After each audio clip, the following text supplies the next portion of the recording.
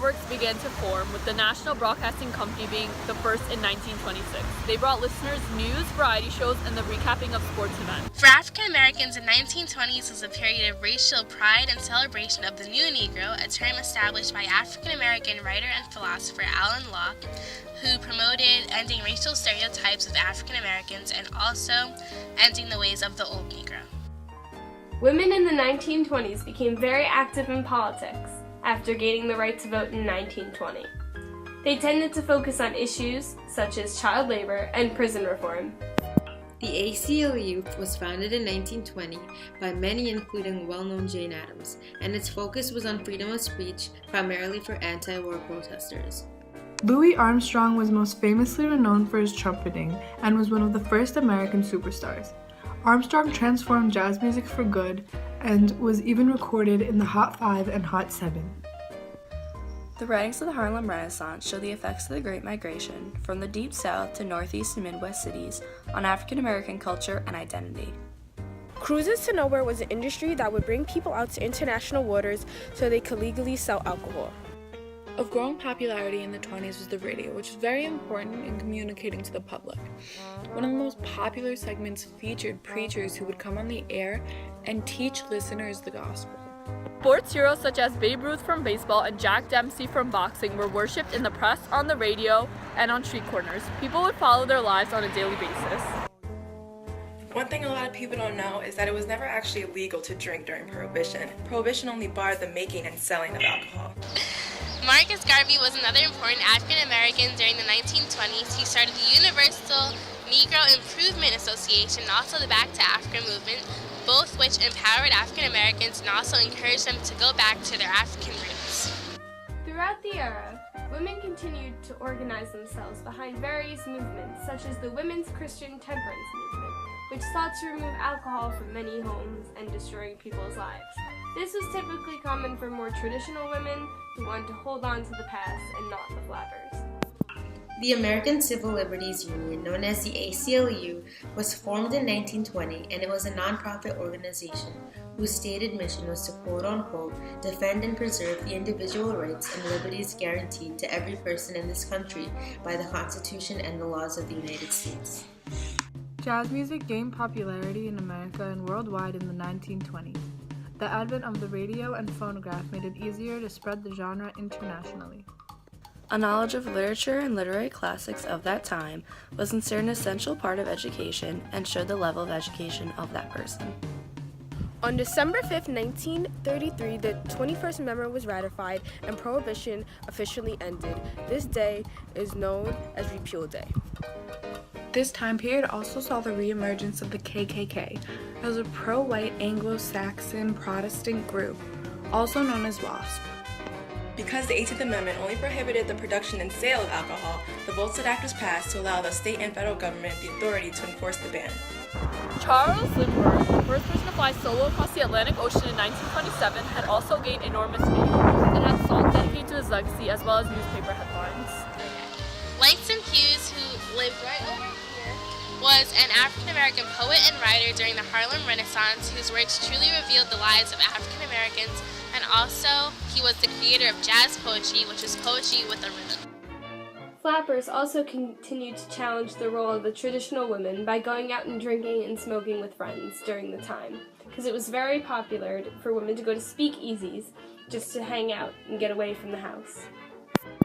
The ACLU's program is directed towards three major areas of civil liberties: inquiry and expression, including freedom of speech, press, assembly, and religion; equality before the law for everyone, regardless of race, nationality, sex, political opinion, or religious belief.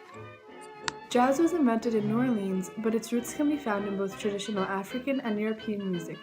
For this reason, and that it was popular throughout the African American community, older generations considered jazz immoral and threatening to old cultural views. However, jazz bonded the country by joining all races to enjoy new and exciting music. The extent of the family library in a home showed the degree of wealth of the family. Unless a family could afford a numerous library with many books from the same author, variety in genre and age group was encouraged so the entire family could read. The bindings of books also played a part in decorating the home. During Prohibition, temperance activists hired a scholar to rewrite the Bible in order to get rid of all alcoholic references. The 1920s was a time period where there was a lot of questioning, whether it was foreign policies, government reforms, or religious beliefs, specifically with the Christians, who started favoring science over their traditional God creationism values. So instead of believing that God created the universe and the earth, they started favoring the ideas that science had something to do with its creation. The WCTU, also known as the Women's Christian Temperance Union, was the main force behind the 18th Amendment. Their goal was to create a pure and sober world. Movie stars such as Rudolph Valentino, Charlie Chaplin, Clara Bow, and Mary Pickford became known throughout the nation as movies were being shown on a large scale. The Cotton Club was a popular club during the 1920s. Although it was an all-white club at the time, many African-American artists performed here, such as Ella Fitzgerald, Louis Armstrong, and Duke Ellington. With many women supporting the war effort of the First World War, the government often rewarded them in terms of the 19th Amendment as well as the Maternity Act of 1921. Many women contributed as being nurses and often helped in the field to show their support for their country. Critics of the jazz age included racists who did not approve of African Americans at the forefront of the genre, and classical composers who did not favor performer over composer. It was also seen as barbaric and immoral, even being called the devil's music. However, critics failed to silence jazz, and especially after the growing demand for labor following World War I, many African Americans moved north and brought jazz with them. While the effects of World War I caused some writers to express the consequences of war in their stories, others focus on the exploration of human sexuality and happiness, as well as warning of materialism and excessive wealthy lifestyles. One of the ACLU's earliest battles was the Scopes Trial of 1925, when the state of Tennessee passed a law banning the teaching of evolution. The ACLU recruited biology teacher John T. Scopes to challenge the law by teaching the banned subject in his class. When Scopes was eventually prosecuted, the ACLU partnered with attorney Clarence Darrow to defend him. Along with new ideas for the creation of the earth, people began challenging the idea that all men were born sinners, and instead started believing that God was forgiving and the universe was good. These new thinkers were called modernists. Another group who strongly supported prohibition were the KKK. They felt that those who were resistant to prohibition showed recklessness and disrespect to American law. Movie attendance grew rapidly in the 20s. Starting off with about 35 million viewers per week in 1922, the number rose to about 90 million in 1929. An important African-American writer during this time was Zora Neale Hurston. Her writing in books such as Their Eyes Are Watching God revealed the lives of Southern African-Americans at this time. Advertisers often used the fears and anxieties of women during the time period to promote products that enhanced convenience and were also nice for fashion and style. After World War I, Americans were worried that the communists were trying to take over their country. In November 1919 and January 1920, Palmer raids conducted by the U.S. Department of Justice, which was led by Attorney General Mitchell Palmer, began rounding up and arresting radicals. He was viewed not as the savior, but rather a threat to the civil rights and liberties of all Americans. With the advent of the radio, both baseball and music became part of a constant stream of entertainment that was prevalent in the 1920s. The radio brought citizens of the 1920s together, having things in common. The Lost Generation described the generation following World War I, but specifically represented writers of the time period like Ernest Hemingway, F. Scott Fitzgerald, John Dos Passos, and E.E. Cummings. The term is popularized in Hemingway's book, The Sun Also Rises. Prohibition not only failed to stop the consumption of alcohol, but it also led to the development of organized crime, political corruption, increased violence, and unregulated alcohol. In 1925, a trial took place called the Scopes Monkey Trial, wherein a teacher named John Scopes was charged with teaching evolution to a school, which at the time was illegal. One of the many fighting against the evolutionists was William Jennings Bryan, who was a fundamentalist.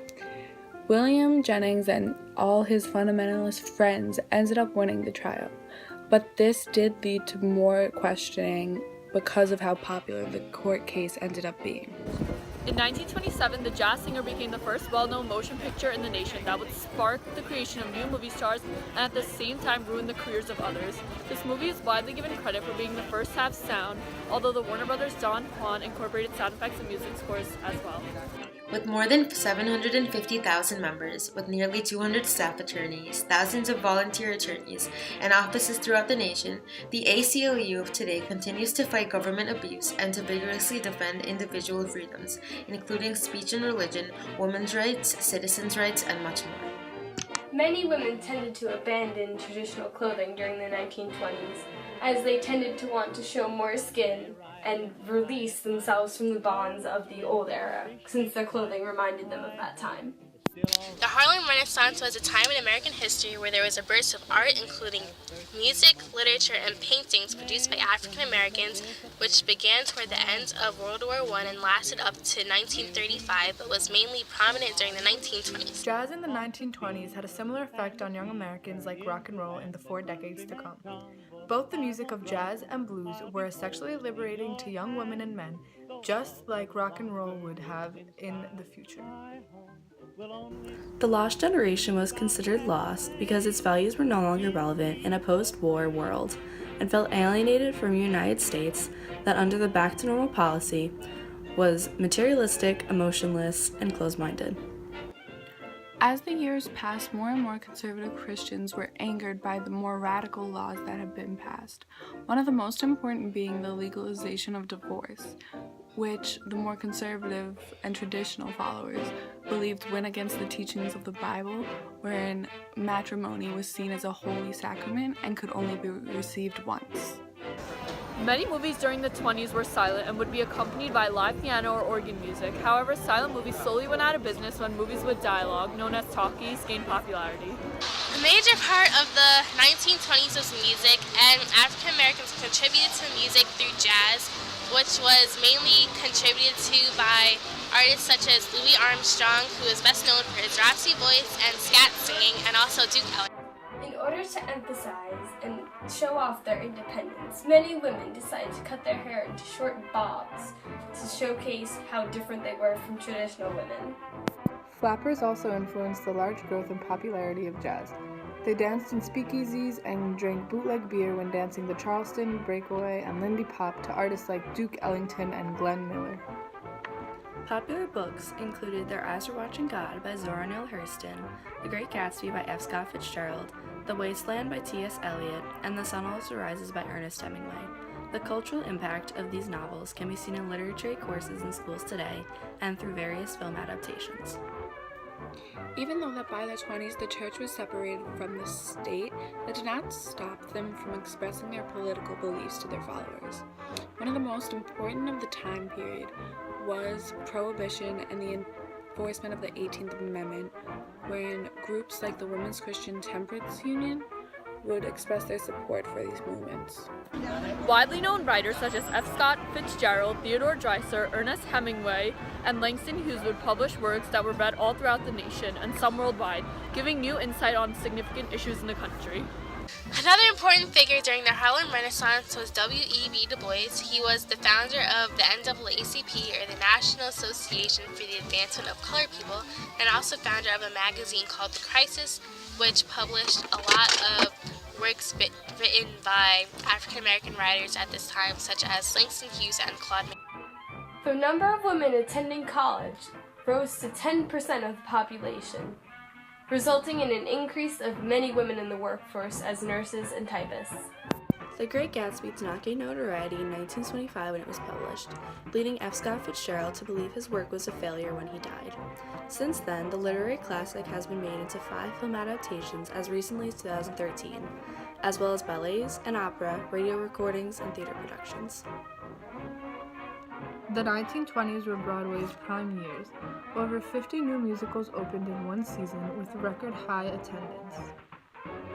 Selling of alcohol was illegal during this time. People went to secret hidden rooms, also known as speakeasies, to buy and purchase alcohol. At the beginning of this decade, shortly after the First World War, the U.S. entered a time period called the Red Scare, wherein the American public would look down upon communists like the Bolsheviks, anarchists, and atheists. Many Americans supported and believed that the country was in danger of a communist takeover. They joined groups like the Ku Klux Klan that terrorized African Americans and other minority and religious groups. During the 1920s, African Americans in the South began to move north toward cities like New York City and Chicago in a movement called the Great Migration. During the 1920s, divorce was much easier for women who didn't want to stay at home and deal with bad husbands who mistreated them. This was due to their newfound freedom and stance in public society. The Algonquin Round Table was a group of actors, journalists, editors, and press agents who met for daily lunch at the Algonquin Hotel in New York City, who worked together creatively for a decade and whose antics and wit were recorded by national newspapers by members of the group. Due to their popularity, the Algonquin Hotel held status as a New York City historic landmark. The KKK supported the passage of immigration laws such as the Emergency Quota Act of 1921 and the National Origins Act of 1924 that restricted immigration to our country, especially immigration from Asia and Southern and Eastern Europe. For many, the 1920s was a time of conservationism. So when people like Margaret Sanger emerged, advocating for stuff like birth control, it angered a lot of people, especially the traditional following Christians, because of the idea that abortion and birth control was just another way of preventing a child from being born. Flappers and young women of the era created many flamboyant and exuberant dances associated with the current coming of jazz music, most famously the Charleston and the shimmy. Well-known authors and poets of the Harlem Renaissance were Countee Cullen, Langston Hughes, Zora Neale Hurston, Nella Larson, Claude McKay, and Wallace Thurman. During the 1920s, the ACLU expanded its scope to include protecting the free speech rights of artists and striking workers, and they also worked with the National Association for the Advancement of Colored People, the NAACP, to decrease racism and discrimination.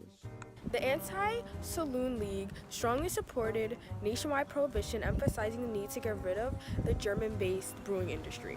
Leading up to World War I, there was a period where anti-Semitic values were rising, which led to housing restrictions and covenants. But during the Red Scare in the 1920s, the Jewish people became associated with the Bolsheviks. This led to problems for the Jewish people in keeping and finding jobs, and it was only further encouraged by propaganda, the most popular one being anti-Jewish propaganda from Henry Ford in his daily newspaper, the Dearborn Independent. One prominent African-American figure during the Harlem Renaissance was Claude McKay. He was a Jamaican revolutionary writer during this time period who wrote mainly about racial violence in America.